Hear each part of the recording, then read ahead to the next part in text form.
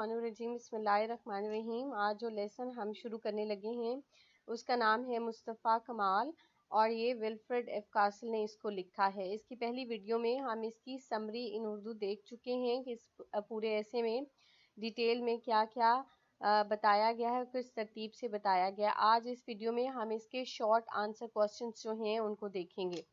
पहला क्वेश्चन है एक्सरसाइज का, इसको शुरू करते हैं। बिस्मिल्लाहिर्रहमानिर्रहीम। What was the attitude of the Turkish government towards the Allies after the World War? कि पहली जंग अजीम के बाद तुर्की की जो हुकूमत थी उसका रवैया इत्तहादियों के साथ क्या था। इसका आंसर है जी, after the first world war, पहली जंग अजीम के बाद, a government formed from the old liberals was in power in Istanbul. के एक हुकूमत जो कि ओल्ड लिबरल्स या जो तुर्की के रहने वाले थे, जो जंग में शरीक थे, उन्होंने इस्तांबुल में उनकी हुकूमत बनी। इट्स मेंबर्स एंड द बादशाह himself alike was eager to collaborate with allies. कि इसके जितने भी मेंबर्स थे वो सारे, और जो बादशाह खुद था, वो सब ईगर का मतलब होता है पुरजोश होना, कि वो सारे बहुत पुरजोश थे। किस बात के लिए? टू कोलैबोरेट विद एलाइज, कि वो इत्तहादियों के साथ ताउन करने के लिए बहुत ज़्यादा पुरजोश थे। Their conception of the best interest of the nation was that of loyalty to the armistice and cooperation with the occupying forces of the conquerors. Their conception of the best interest का मतलब होता है दिलचस्पी, conception का मतलब यहाँ पर ख्याल आएगा कि इन सब का क्या ख्याल था। इन सब से क्या मुराद है कि बादशाह और उसके जो मेंबर्स थे और जो गवर्नमेंट बनाई गई थी, इन सब का ये ख्याल था कि हमारी हुकूमत या हमारी कौम का मफाद इसके साथ वाबस्ता है कि जिन्होंने, जो कॉन्करर्स हैं या जो पहली जंग अजीम जीत जाने वाले हैं, हमें उनके साथ ताउन करना चाहिए। ठीक है जी। क्वेश्चन नंबर 2 हम देखते हैं। वाई वॉज मुस्तफ़ा कमाल सेंट टू एनातोलिया? कि मुस्तफ़ा कमाल को एनातोलिया क्यों भेजा गया था? मुस्तफ़ा कमाल वो Saint to एनातोलिया to crush the rebels. कि मुस्तफ़ा कमाल को एनातोलिया इसलिए भेजा गया था कि जो बगावत करने वाले लोग थे उनको वो क्रश करे या कुचल दे बगावत को। Some undefeated remnants of the Ottoman Empire began to obstruct the Allied forces. हुआ क्या था कि कुछ अनडिफीटेड का मतलब ऐसे लोग जो शिकस्त खुर्दा कुछ बच्चे मानदे, रेमिनेंट्स का मतलब होता है कुछ बच्चे कुचे, जो सल्तनत उस्मानिया के लोग थे, उन्होंने इत्तहादी फौजियों के लिए जगह जगह मुश्किलें खड़ी करनी शुरू कर दी थी। यानी जगह जगह उन्होंने इत्तहादी वो थे जिन्होंने पहली जंग अजीम के बाद, जंग जीतने के बाद, तुर्की के मुख्तलिफ इलाकों पे कब्जा करना शुरू किया था। तो उन्होंने इत्तहादी फौजियों के लिए जगह जगह मुश्किलें, ऑब्स्ट्रक्ट का मतलब होता है मुश्किलें या रुकावटें खड़ी करना शुरू की थी।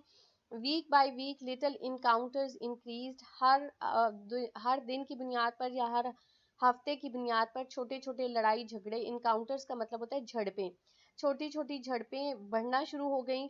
This caused कंस्टर्नेशन not only among the allies but in Istanbul itself. इसकी वजह से ना सिर्फ इत्तहादी फौजें परेशान हुई बल्कि इस्तांबुल में खुद भी बहुत ज़्यादा परेशानी का बाइस ये चीज़ें बनी। Someone must go as the representative of बादशाह, किसी को बादशाह का रिप्रेजेंटेटिव या बादशाह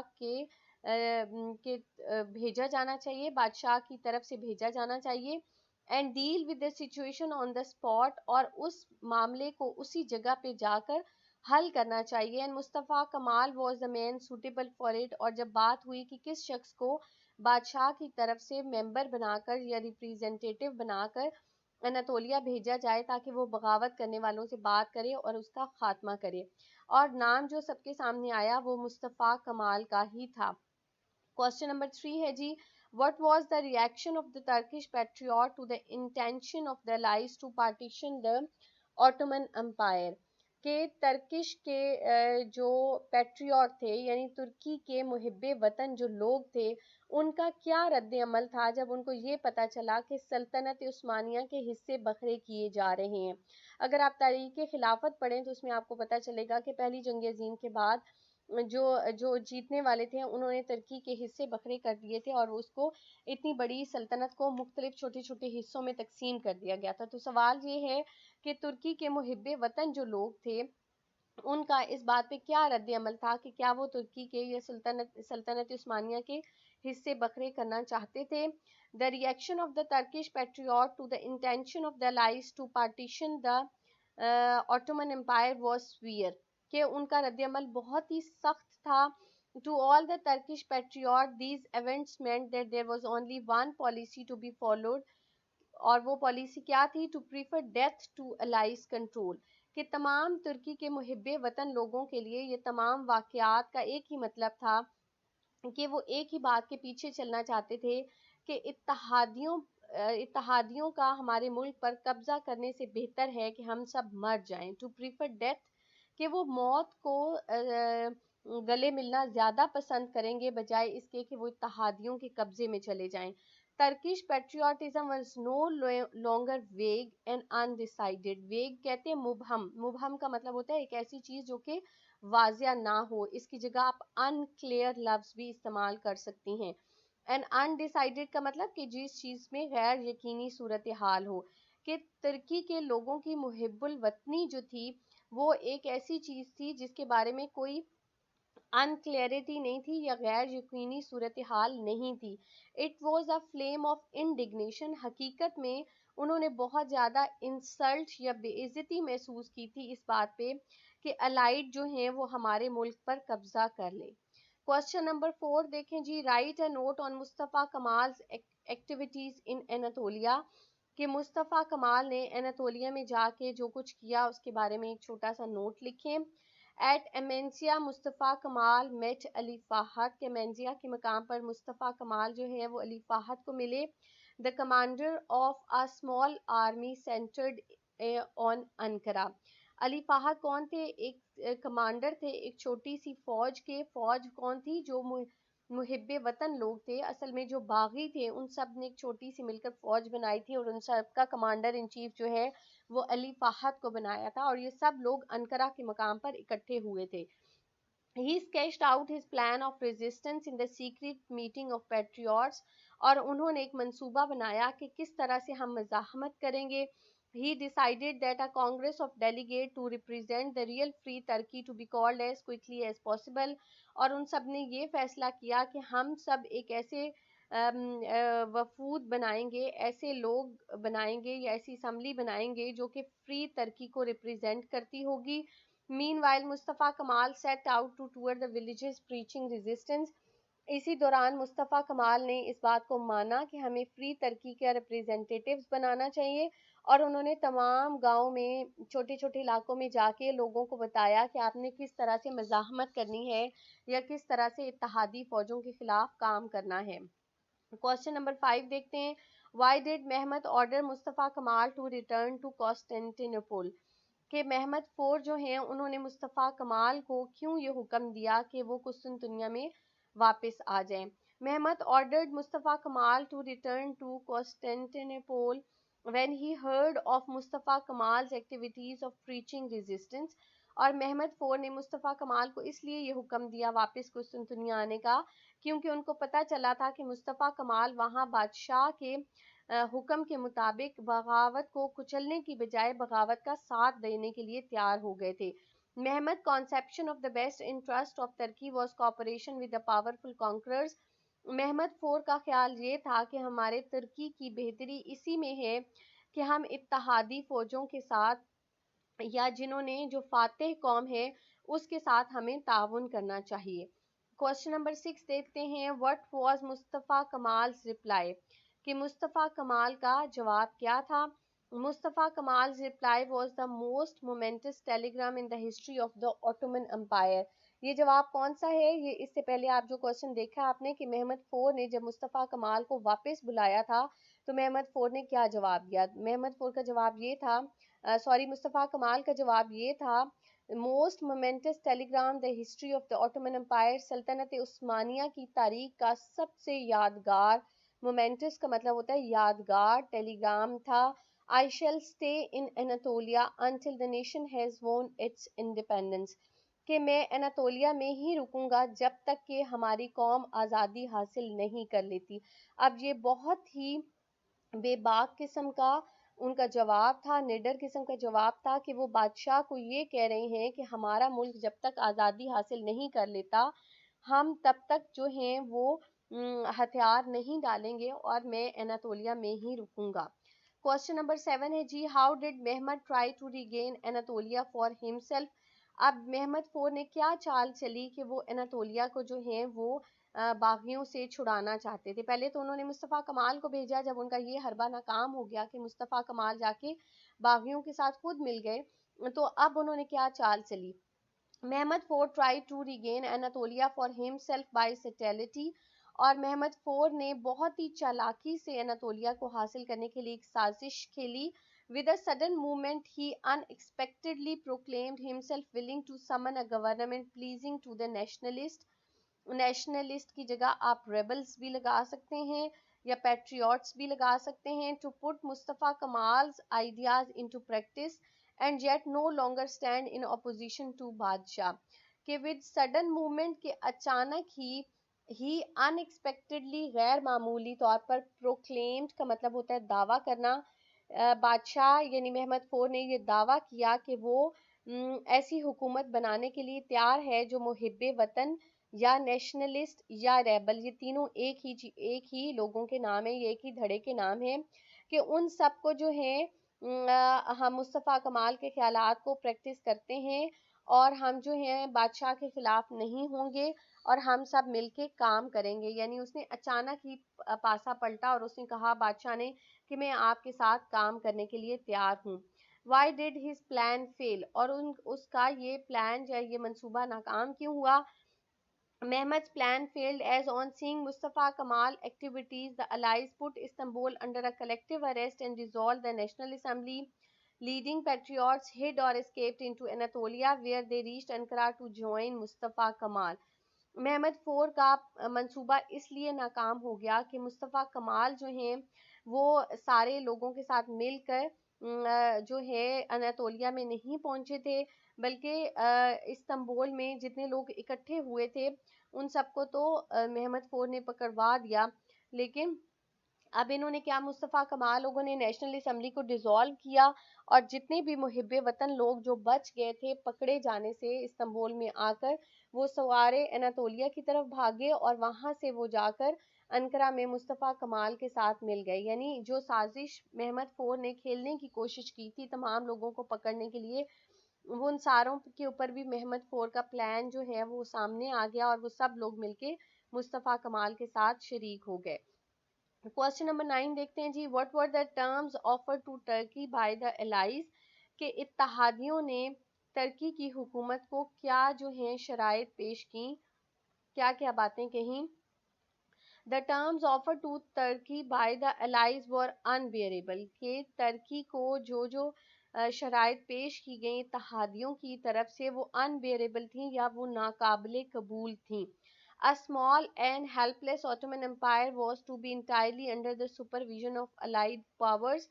کہ ایک چھوٹی سی سلطنت عثمانیہ کا ایک چھوٹا سا جو صرف استنبول تک رہ گئی تھی حکومت، وہ ساری اتحادیوں کو دے دی گئی.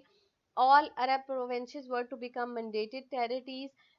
تمام جو عرب ریاستیں تھیں ان کو آزاد ریاستیں بنا دیا گیا. The whole of the eastern Anatolia was to be added to state of Armenia. جو اناطولیہ تھا اس کو آرمینیا کو دے دیا گیا. Around Izmir was to be a large Greek district. جو ازمیر کا پروونس تھا وہ گریک کو دے دیا گیا. Sicily itself was to be international center under the control of Britain, France and Italy.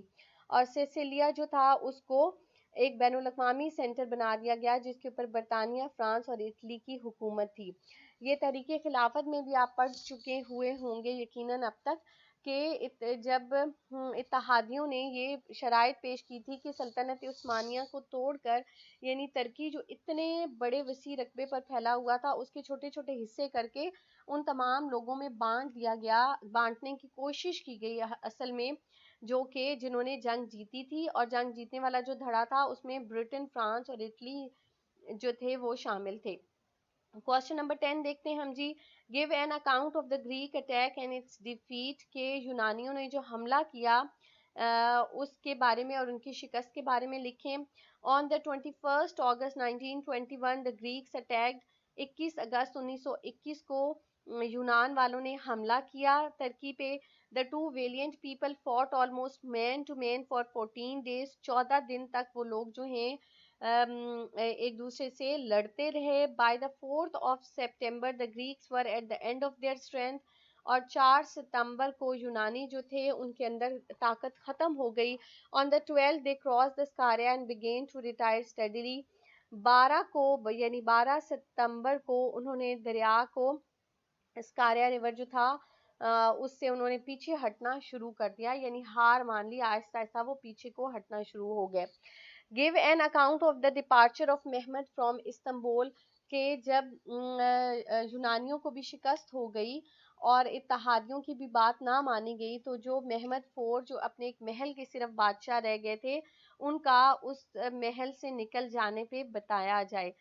After the एबॉलिशमेंट of the sultanate, कि जब तुर्की में खिलाफत उस्मानिया का खात्मा किया गया, Mahmad stood his ground for a few days, कि महमद फोर फिर भी कुछ दिनों तक जो हैं वो वहाँ पर अपनी बात पर अड़े रहे. Then he Saint an old conductor of oil orchestra to sir Charles Harrington to crave British protection. फिर उन्होंने अपना जो रॉयल ऑर्केस्ट्रा था उनके जो रॉयल ऑर्केस्ट्रा बजाने वाला शख्स था, उसको उन्होंने बरतानिया के सर चार्ल्स हैरिंगटन के पास भेजा और उन्होंने उनसे पनाह मांगी. On the 17th November 1922, Mahmad baggages were put in ambulance. 17 नवंबर 1922 को महमद फोर के महल के बाहर एक बहुत बड़ी एम्बुलेंस आके रुकी, जिसमें महमद का सामान जो है वो सारा रखवाया गया. The last of Sultan was now on his way to exile. सल्तनत उस्मानिया के जो आखिरी खलीफा थे वो जिलावतनी पर मजबूर कर दिए गए, या दूसरे लफ्जों में वो जिलावतन हो गए. क्वेश्चन नंबर 12 देखते हैं जी. Describe the reforms introduced by Mustafa कमाल with reference to the position of women, removal of literacy, change in dresses, adaptation of Roman script and the industrial and economic development. ये लंबा सा सवाल है. क्वेश्चन पेपर के हिसाब से ये सब अलग अलग से भी आ सकते हैं, यानी वो रिफॉर्म्स बताएं जो मुस्तफ़ा कमाल ने पोजीशन ऑफ वुमेन के बारे में कहीं, वो रिफॉर्म्स बताएं जो रिमूवल ऑफ लिटरेसी के बारे में कहीं. ये सारे एक ही क्वेश्चन के आंसर में दिए गए हैं, लेकिन ये आपको पेपर में अलग अलग भी आ सकते हैं, तो आप इसे एक को याद करके आपके मल्टीपल आंसर जो हैं वो आपको हो जाएंगे. ऑन अज्यूमिंग पावर, की ताकत हासिल करने के बाद मुस्तफ़ा कमाल declare the old script to be abolished, कि मुस्तफ़ा कमाल ने पुराने रस्मुल ख़त को ख़त्म कर दिया. And is replace by the Roman script, और उसकी जगह नया जो है वो रोमन स्क्रिप्ट आ गया या रोमन रस्मुल ख़त आ गया. ही set up a committee for the purification of the language, उन्होंने एक कमेटी बनाई जो कि ज़ुबान को उन्होंने प्योरीफाई किया. प्योरीफाई का मतलब है कि उसमें जो मुश्किल अल्फाज थे और बाकी ज़ुबानों के अल्फाज थे उनको ख़त्म किया गया. The word Pasha was abolish, लफ्ज़ पाशा का खात्मा किया गया. Every man became bay and women became ban, और हर शख्स जो है मर्द का टाइटल और औरत का टाइटल जो है वो मुख्तलिफ कर दिया गया. National head dress phase replaced with hat, और उनका तुर्कियों का जो कौमी लिबास था फेज, उसको ख़त्म करके उसकी जगह हैट को ले आए. उसके अलावा हम देखते हैं ही abolish the well and preach the nation to educate the women, उन्होंने औरतों के नकाब का खात्मा किया और ये कहा कि औरतों को तालीम दिलवाई जाए. Under economic reforms he made new schemes for railways and motor roads. अगर हम माशी तरक्की के हिसाब से या इस्लाहात देखें तो रेलवे में उन्होंने बहुत ज़्यादा इस्लाहात नाफिज की. मोटर रोड्स यानी सड़कें बहुत ज़्यादा बनवाई. Increase the number of factories, बहुत ज़्यादा फैक्ट्रीज लगाई. इनकरेज बाय हैवी इंडस्ट्री, मुल्क में हैवी इंडस्ट्री का आगाज़ किया. ऑर्गेनाइज्ड बैंकिंग सिस्टम, मुल्क का बैंकिंग सिस्टम जो है उसको मुनज़्ज़म किया. एंड रिड्यूस्ड ऑटोमन पब्लिक डेब्ट, और सल्तनत उस्मानिया पे जो कर्ज था उसको कई गुना कम कर दिया. क्वेश्चन नंबर 13 देखते हैं. Sum up in few sentences the work of Mustafa कमाल as a great nation builder, कि कुछ लफ्ज़ों में बताएं कि मुस्तफ़ा कमाल एक बहुत बड़े नेशनल बिल्डर जो थे या कौम को बनाने वाले थे.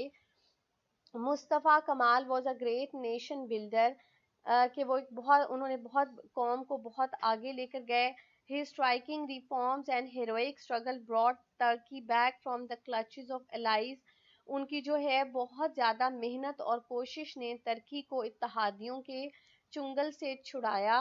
دا تھورو ڈیموکرائزیشن آف دا نیشن، پوری ملک میں انہوں نے جمہوریت لے کر آئے. دا اویکننگ آف دا پیپل، لوگوں کو خواب سے بیدار کیا. اینڈ انچیننگ آف دیئر پاورز، اور ان کی جو طاقت تھی وہ ہر طبقے تک پہنچائی. Has been the work of Mustafa Kemal, یہ تمام چیزیں مصطفیٰ کمال کے جو انہوں نے کارنامے سر انجام دیے اس کے زمرے میں آتی ہیں.